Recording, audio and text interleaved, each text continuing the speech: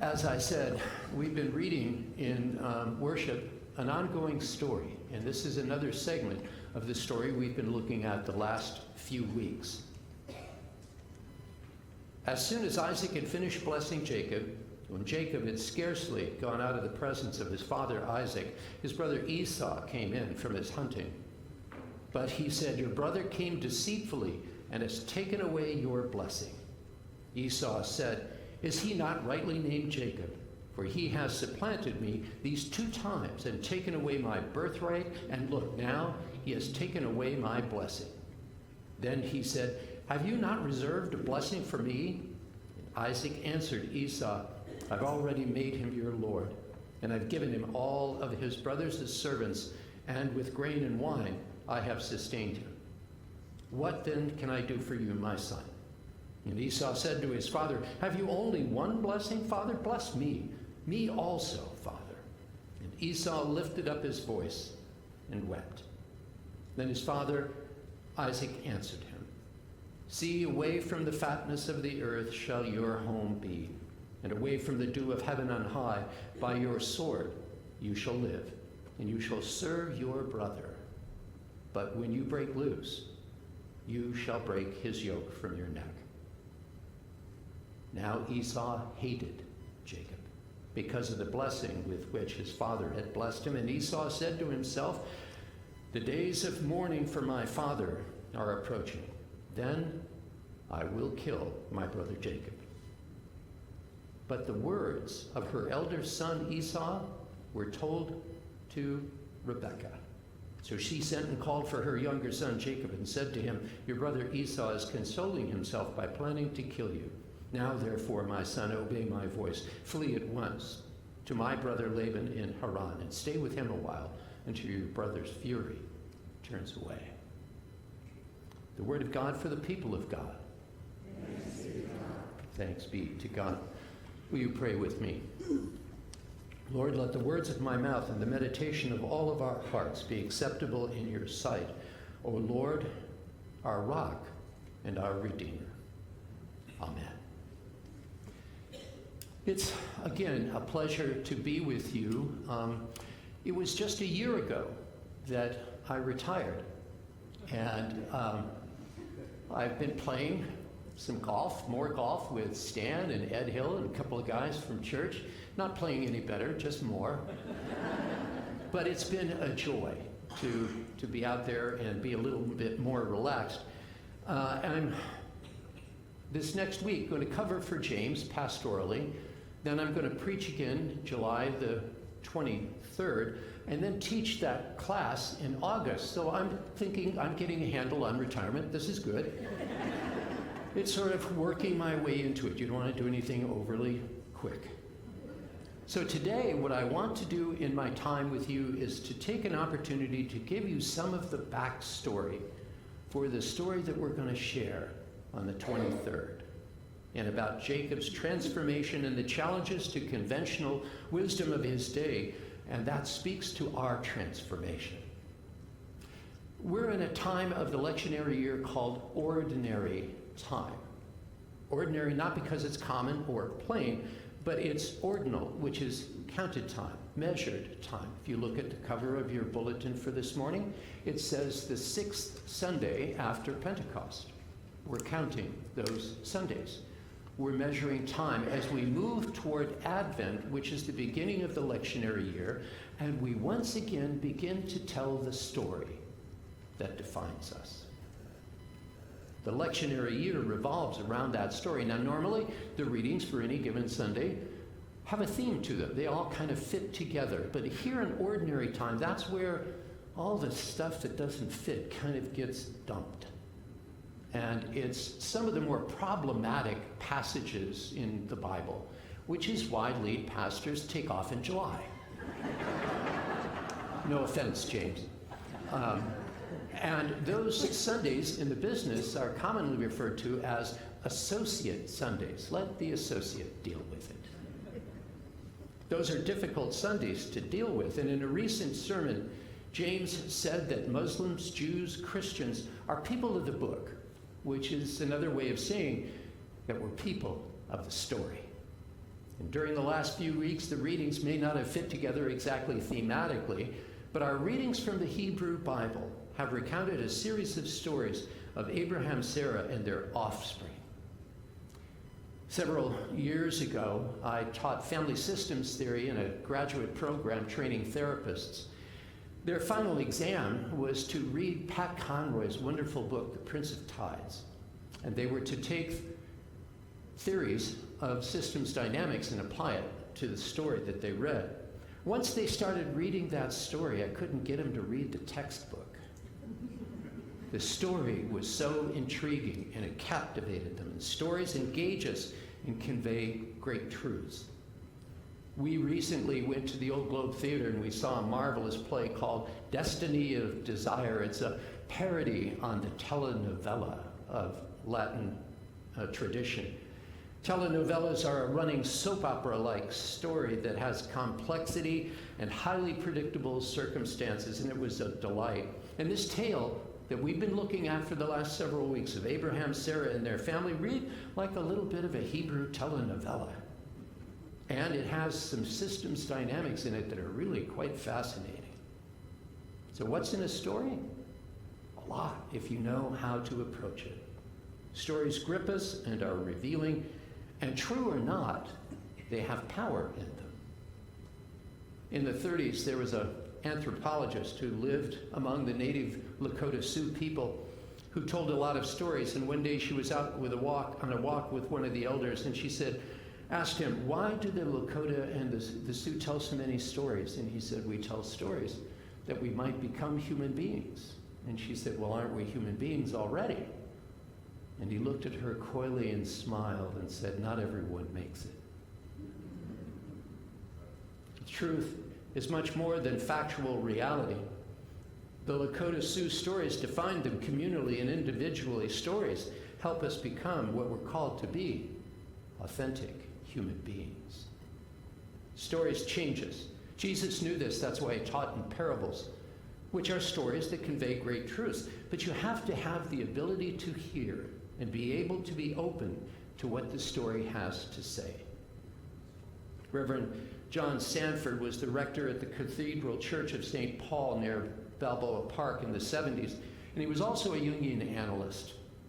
And he wrote this: the power of the Christian story doesn't lie in over layers of theological doctrine, but in the power of the Christian story to affect us and change us. C.S. Lewis said, I think all Christians would agree with me if I said that though Christianity seems at first to be all about morality, duties, rules, and guilt, yet it leads you out beyond all of that, into something beyond. Jacob is about to be led into that beyond. Lewis is hinting that we need to be led on a journey to go beyond what we think we know, and that it will always look different than we imagined. So let me give you the key points I want you to take away right now so that I can just have some fun telling you the story. You ready? God chooses who God chooses. It's not going to look like what you think it should look like. And it will always mean some kind of separation from the normal, a trial that, if you're open to it, will change you. And of course, since the Christian story is deeply rooted in the Hebrew story, these stories are foundational for us. So once again, God chooses who God chooses. It's not going to look like what you think, and it will always mean some form of trial and separation. A couple of weeks ago, James spoke on the radical hospitality of Sarah and Abraham to three strangers, a not so veiled reference perhaps to the Trinity. And one of those strangers tells Sarah that he will return in a year. And when he returns, she will by then have had the child of promise. And she laughs. In a subsequent story that we read in worship, she has had Isaac, her son. And the story of the child's birth is much more complex, which we also heard in another story, because it's the story of Hagar, Sarah's handmaiden, who also has a child by Abraham. Abraham then, in the story James unpacked for us last week about the sacrifice of Abraham, only to be stopped. Hagar in that story also was going to offer her son. It seems that the idea of offering the most precious thing we have is key to trusting and letting go of the life we had planned so that we might have the life that God has waiting for us. Genesis chapters 12 through 50 encompass the story of Abraham, the story of Jacob, and the story of Joseph. But the patriarchs are Abraham, Isaac, and Jacob. So where's the Isaac story? Key to the story we'll look at on the 23rd, which is often overlooked, is that while Isaac is indeed the child of promise, he really plays sort of a minor role in the larger story. The most profound thing Isaac does is marry Rebekah. We'll get back to her in a minute.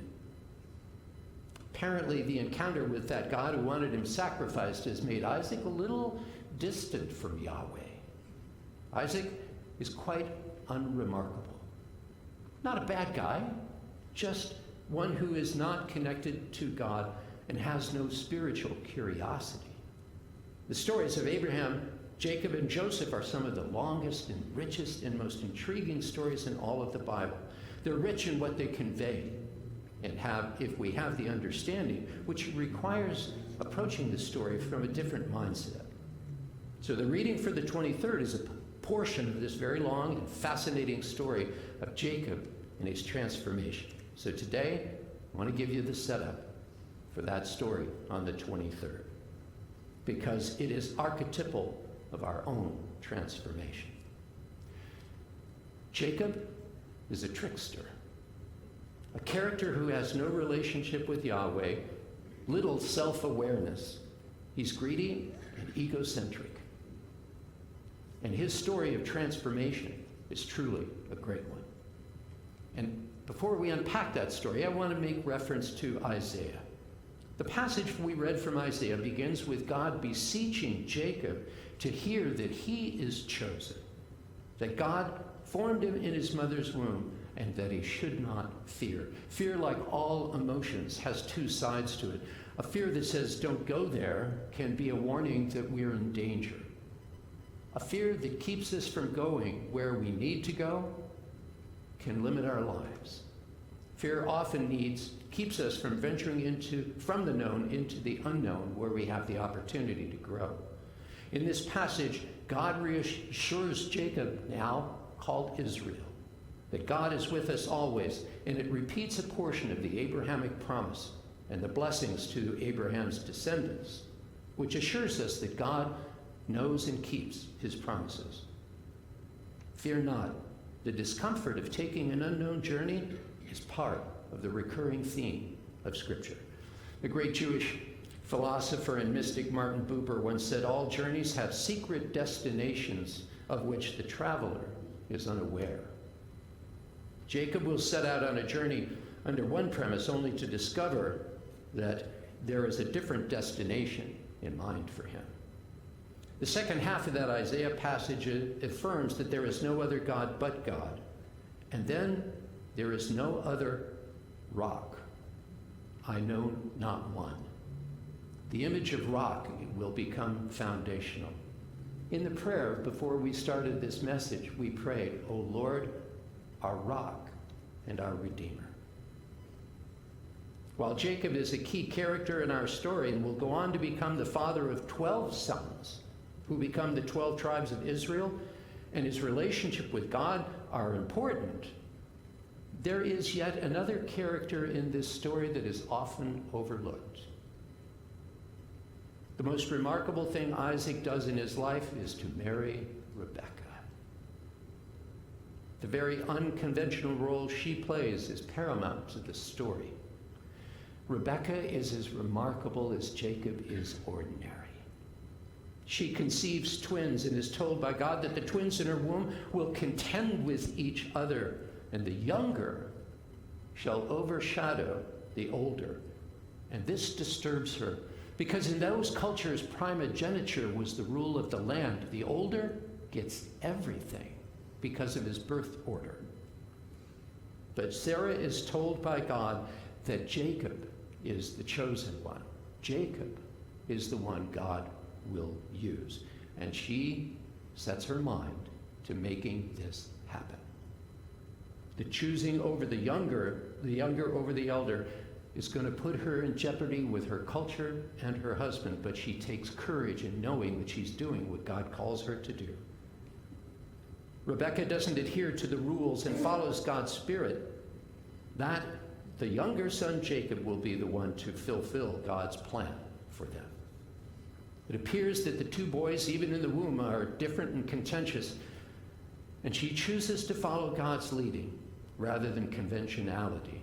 This is the mark of someone truly on the path to becoming a human being.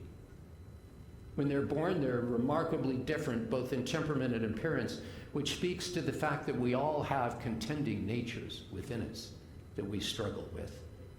Jacob prefers the indoors, closeness to home and his mother, while Esau is an outdoorsman and a hunter who prefers the company and blessing of his father.